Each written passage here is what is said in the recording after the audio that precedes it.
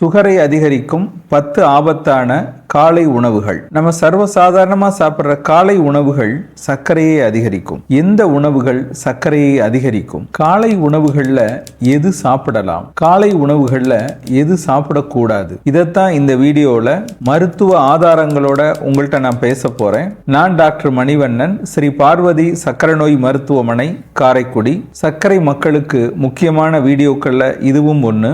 வீடியோவை ஸ்கிப் பண்ணாமல் பாருங்க, சப்ஸ்கிரைப் பண்ணி பாருங்க. ஃபேஸ்புக்கில் பார்க்குறவங்க ஃபாலோ பண்ணி பாருங்க. எங்களது ஸ்ரீ பார்வதி சர்க்கரை நோய் மருத்துவமனை இதுவரைக்கும் 4800க்கு மேற்பட்ட சர்க்கரை புண்களை குணப்படுத்தி இருக்கு. இதை பத்தி நீங்க மேலும் தெரிஞ்சுக்கணும்னா ஸ்ரீ பார்வதி ஹாஸ்பிட்டல்.com அப்படின்ற வெப்சைட்டுக்கு போய் அங்க பிளாக்ல கேஸ் ஸ்டடின்னு கிளிக் பண்ணுங்க.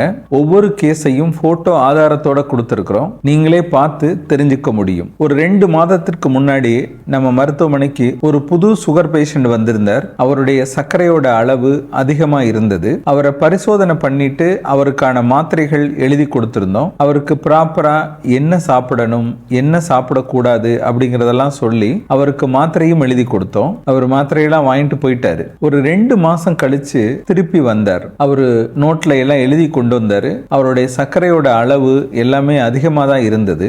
அப்ப அவர்கிட்ட நான் கேட்டோம், டயட்டை ஃபாலோ பண்றீங்களா அப்படின்னு கேட்டோம். இல்ல, டயட்லாம் நான் கரெக்டா ஃபாலோ பண்றேன் சார் அப்படின்னு சொன்னாரு. ஆனா சர்க்கரை குறையவே மாட்டேங்குதே அப்படின்னு கேட்டாரு. மறுபடியும் அவருக்கு ஒரு டயட் கவுன்சிலிங் கொடுத்தோம். அவர் காலை உணவா இதுவரைக்கும் என்னென்ன சாப்பிட்டிருக்காரு அப்படின்னு ஒரு பட்டியல் எடுத்தோம். அதுல காலை உணவா 5-6 இட்லி ஒரு நாளைக்கு, சில நாள் பொங்கல் வடை சாப்பிட்டு இருக்கிறாரு, சில நாள் பூரி உருளைக்கிழங்கு சாப்பிட்டு இருக்கிறாரு. அவங்க ஊர்ல காலையிலே கடையில புரோட்டா போடுவாங்களாம், அதனால காலையில ஒரு 3-4 புரோட்டாவும் சாப்பிட்டு இருக்கிறாரு. வயிறு சரியில்லை அப்படின்னா அன்னைக்கு மட்டும் காலை உணவா டீ பிஸ்கட் சாப்பிட்டு இருக்கிறாரு. இதுதான் என்னுடைய நார்மல் பிரேக்ஃபாஸ்ட், அதாவது காலை உணவு அப்படின்னு சொன்னாரு. நல்ல படித்தவர். எல்லாத்தையும் சொல்லிட்டு, இந்த உணவுல என்ன சார் தப்பு இருக்கு, இதை கூட சாப்பிடாம என்னால எப்படி சார் இருக்க முடியும், எனக்கு 20 ஏக்கருக்கு மேல விவசாயம் நடக்குது, தென்னந்தோப்பு இருக்கு, அதெல்லாம் சுத்தி நான் நடந்து வரணும், எனக்கும் எனர்ஜி வேணும்ல அப்படின்னு சொன்னார். இதுக்கு மேல என்னால உணவெல்லாம் குறைக்க முடியாது சொல்லிட்டு அவரே சொன்னாரு, இந்த உணவுல எனக்கு குறை இருக்கிற மாதிரி தெரியல, நீங்க வேணா எனக்கு CGMS பரிசோதனை பண்ணி பாருங்க அப்படின்னு சொன்னார். CGMS அப்படிங்கிறது கண்டினியூஸ் குளுக்கோஸ் மானிட்டரிங் சிஸ்டம். ஒரு சின்ன மெஷின் தான். இந்த படத்துல காட்டி இருக்கோம் பாருங்க, இந்த மாதிரி கையில பொருத்திடுவோம். இது ஒரு 2 வாரத்துக்கு கையில அப்படியே வச்சுக்கலாம். இது நம்ம உடம்புல தொடர்ச்சியா எப்பப்பெல்லாம் சர்க்கரை கூடுது அப்படின்னு மானிட்டர் பண்ணிக்கிட்டே இருக்கும். அதை அவருக்கு ஃபிக்ஸ் பண்ணிட்டோம். நீங்க தினசரி காலை உணவா என்னென்ன சாப்பிட்றீங்க அப்படின்னு இந்த மெஷின் எடுக்கிற வரைக்கும் நீங்க எழுதிட்டு வரணும் அப்படின்னு சொல்லியிருந்தோம். அதன்படி அவர் சாப்பிட்டு வந்தாரு. அவர் எழுதிட்டு வந்த நோட்டையும் பார்த்தோம், அவர் மெஷின்ல உள்ள டேட்டாவையும் எடுத்து பார்த்தோம். ரெண்டையும் அனலைஸ் பண்ணி பார்க்கறப்ப பொங்கல் வடை சாப்பிட்ட அன்னைக்கு, புரோட்டா சாப்பிட்ட அன்னைக்கு, பூரி உருளைக்கிழங்கு சாப்பிட்ட அன்னைக்கு சர்க்கரையோட அளவு அதிகமா இருந்தது. ஆனா அந்த பயரும் இட்லியும் சாப்பிட்ட அன்னைக்கு சர்க்கரையோட அளவு நார்மலா இருந்தது. எடுத்து அவருக்கு முன்னாடி எல்லாத்தையும் காமிச்சோம். அந்த டேட்டாவை பார்த்தோன்னே அவருக்கு நல்லா புரிஞ்சிருச்சு. இப்ப அவருடைய உணவுல குவாண்டிட்டி, அதாவது எவ்வளவு இருக்கணும் அப்படின்னு ஃபிக்ஸ் பண்ணோம். எது புரோட்டீன், அதாவது புரதச்சத்து அப்படின்னு அவருக்கு புரிய வச்சு இதை அதிகமா சேர்த்துக்கோங்க அப்படின்னு சொன்னோம். நார்ச்சத்து அதிகமா இருக்கிற உணவையும் சேர்த்துக்கங்கன்னு சொன்னோம். எந்தெந்த உணவுகளை நீங்க தவிர்க்கணும் அப்படின்னு டீடைல்டா எக்ஸ்பிளைன் பண்ணோம். அடுத்த விசிட் அவருக்கு வர்றப்ப சர்க்கரையோட அளவு நல்ல கண்ட்ரோல்ல வந்துருச்சு. அவருக்கு சர்க்கரை கட்டுப்பாட்டுல இல்லாததுனால கால் எரிச்சலும் இருந்தது, அதுக்குமே இப்ப குறைஞ்சிருந்தது. அவருக்கு என்னென்ன உணவுகள் சாப்பிட்றப்ப சர்க்கரை அதிகமாச்சு அப்படிங்கிறத உங்கள்கிட்டையும் நான் சொல்றேன். முக்கியமா சர்க்கரை பேஷண்ட் என்ன சாப்பிடலாம், என்னென்ன சாப்பிடக்கூடாது அப்படிங்கிறத பத்தி என்னுடைய 35 வருஷ அனுபவத்தை தொகுத்து நோய்களின் தாய் அப்படின்ற பெயர்ல ஒரு புத்தகம் எழுதியிருக்கிறேன். இந்த புத்தகம் உங்களுக்கு வேணும்னா இந்த டிஸ்பிளேல தெரிகிற நம்பருக்கு ஃபோன் பண்ணியோ அல்லது அந்த நம்பருக்கு வாட்ஸ்அப்ல புக் வேணும் அப்படின்னு ஒரு மெசேஜ் போட்டோ கொரியர் மூலம் இந்த புத்தகத்தை பெற்றுக்கொள்ளலாம். சர்க்கரையை அதிகரிக்கும் ஆபத்தான 10 காலை உணவுகள். அதுல நம்பர் 1 ஒரு 6-7 இட்லி தேங்காய் சட்னி. இது சாப்பிட்றதுக்கு முன்னாடி சர்க்கரையோட அளவு 148, சாப்பிட்டு 2 மணி நேரம் கழிச்சு 242, ஏறக்குறைய 100 மில்லிகிராம் அதிகரிச்சிருக்கு. இட்லி ஒரு நல்ல உணவு தான், ஆனா எவ்வளவு சாப்பிட்றோம், அதோட சேர்த்து என்ன சாப்பிட்றோம் அப்படிங்கறதா முக்கியம். அதுல கார்போஹைட்ரேட், அதாவது மாவுச்சத்து அதிகம், கொஞ்சம் தான் புரோட்டீன் இருக்கு, வேகமா ஜீரணமாகும். அதனால சர்க்கரையோட அளவு அதிகரிக்கும். முடிஞ்ச அளவு 2 அல்லது 3 இட்லி மட்டும் போதும். அதோட சேர்த்து இட்லிக்கு சாம்பார் வச்சுக்கோங்க. 3 இட்லி அளவுக்கு நல்லா வேக வச்ச பயிறு சேர்த்துக்கோங்க. சர்க்கரையோட அளவு கூடாது. இரண்டாவது வெண்பொங்கல். பொங்கல் சாப்பிட்றதுக்கு முன்னாடி சர்க்கரையோட அளவு 154, 2 மணி நேரம் கழிச்சு 268. வெண்பொங்கல்ங்கிறது ஒரு சாஃப்டான ஃபுட்டு, நல்லா குழஞ்சிருக்கும், சீக்கிரம் ஜீரணமாகும், முழுசா கார்போஹைட்ரேட், அதனால சர்க்கரையோட அளவு ரொம்ப கூடுது. மூன்றாவது உணவு பூரி உருளைக்கிழங்கு. சாப்பிட்றதுக்கு முன்னாடி இதோட சர்க்கரையோட அளவு 160, சாப்பிட்ட பின்னாடி 2 மணி நேரம் கழிச்சு 290 வரைக்கும் இருந்துச்சு.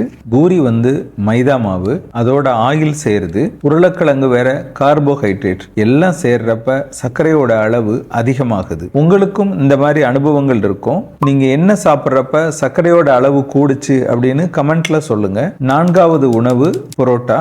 சாப்பிட்றதுக்கு முன்னாடி சர்க்கரையோட அளவு 170 இருந்துச்சு, சாப்பிட்ட பின்னாடி 310 இருந்தது. புரோட்டாவில் மைதா, ஆயில் இதெல்லாம் அதிகம் இருந்தது. இதை தொடர்ச்சியா சாப்பிட்றதுனால இன்சுலின் எதிர்ப்பு தன்மை அதிகரிக்கும், சர்க்கரையோட அளவும் கூடும். ஐந்தாவது டீ பிஸ்கட். காலையில எனக்கு ரொம்ப பிஸியா இருக்கு, டைமே இல்லை அல்லது வயிறு சரியில்லை அப்படின்னு சொல்லிட்டு டீ பிஸ்கட் மட்டும் சாப்பிடுவாங்க. அப்ப பிஸ்கட்டே ஒரு 5-6 பிஸ்கட் சாப்பிடுவாங்க. அந்த பிஸ்கட்லையும் இனிப்பு இருக்கும். பெரும்பாலும் பிஸ்கட்ஸ் மைதால செஞ்சது தான். அப்படி டெஸ்ட் பண்றப்ப சர்க்கரையோட அளவு 145 உணவுக்கு முன் இருந்தது, உணவுக்கு பின் 230 இருந்தது. வெறும் கார்போஹைட்ரேட் உணவு தான் பிஸ்கட்ல இருக்கு. முடிஞ்ச அளவு தவிர்க்கிறது நல்லது, அல்லது 1-2 மட்டும் இடைவேளை உணவா சாப்பிடலாம். ஆறாவது உணவு மசாலா தோசை. இது உணவுக்கு முன் 158 இருந்தது, உணவுக்கு பின் 2 மணி நேரம் கழிச்சு 262 போச்சு. அந்த தோசையிலையும் மாவு சத்து தான் இருக்கு, உருளைக்கிழங்குலையும் மாவு சத்து தான் இருக்கு. ரெண்டும் சேர்றப்ப சர்க்கரையோட அளவு கூடுது. இதுல புரோட்டீனே கிடையாது, அதனால திருப்பி திருப்பி பசி வரும், மறுபடியும் சாப்பிட்ற மாதிரி இருக்கும்.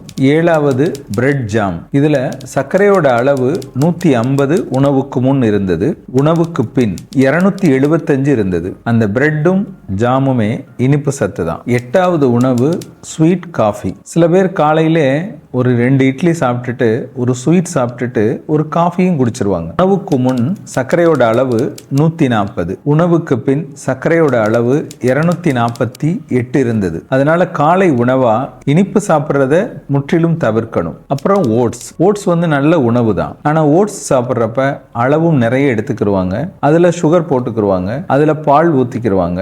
இதையும் சாப்பிட்டுட்டு அப்புறம் இட்லியும் சாப்பிடுவாங்க. ஓட்ஸை தனி உணவா சாப்பிட்றப்ப சர்க்கரை கூடாது, ஆனா சுகர் போட்டு இணை உணவா சாப்பிட்றப்ப நிச்சயம் சர்க்கரை கூடும். இட்லி சாப்பிட்டுட்டு ஓட்ஸும் சாப்பிட்டப்ப அவருடைய சர்க்கரையோட அளவு சாப்பாட்டுக்கு முன்னாடி 160, சாப்பாட்டுக்கு பின்னாடி 268 இருந்தது. அடுத்து 10வது காலையில சாப்பிடாம இருக்கிறது. சர்க்கரை அதிகமா இருக்கும் அல்லது வேலைப்பளுனால காலையில உணவை சாப்பிட மாட்டாங்க. இந்த மாதிரி சாப்பிடாம இருக்கிறப்ப சர்க்கரையோட அளவு ரொம்பவும் குறைஞ்சு மத்தியானம் அதிகமா பசி எடுக்கும். நார்மலா சாப்பிட்றதை விட டபுள் மடங்கு சாப்பிட்ற மாதிரி இருக்கும், அதனால சர்க்கரையோட அளவும் கூடும். இது எல்லாமே இவருக்கான பரிசோதனை மட்டுமல்ல, நிறைய பேருக்கு இந்த சிஜிஎம்எஸ் பரிசோதனை பண்ணி அதுல வந்த முடிவுகளை வச்சுதான் நான் ஒவ்வொன்றையும் சொல்றேன். அக்கறை காட்டினால் சர்க்கரை குறையும், உடம்ப பார்த்துக்கோங்க. இந்த வீடியோ பதிவோட முதல் கமெண்ட்ல சுகர் குறைய வள்ளுவர் சொல்லும் 5 ரகசியங்கள் அப்படின்ற வீடியோவும் இருக்கு,